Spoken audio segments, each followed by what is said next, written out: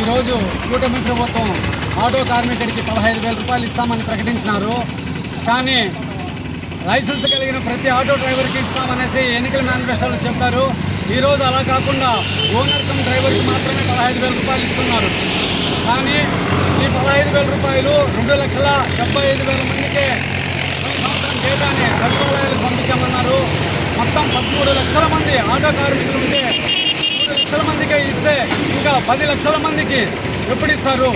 Licence కలిగిన ప్రతి auto డ్రైవర్కి 15,000 రూపాయలు ఇస్తామన్న కూటమి ప్రభుత్వం ఈరోజు చాలా దుర్మార్గంగా ఓనర్ కమ్ డ్రైవర్లకు ఇస్తామనడము చాలా దుర్మార్గము.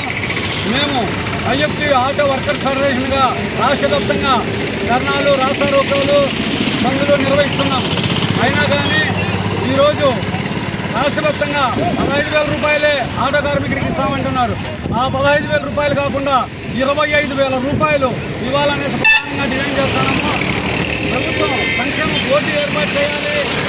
ఆరోగ్య బీమా 10 లక్షల రూపాయలకు పెంచాలి. అలాగే జీవో నెంబర్ 21 రద్దు చేస్తామన్నారు.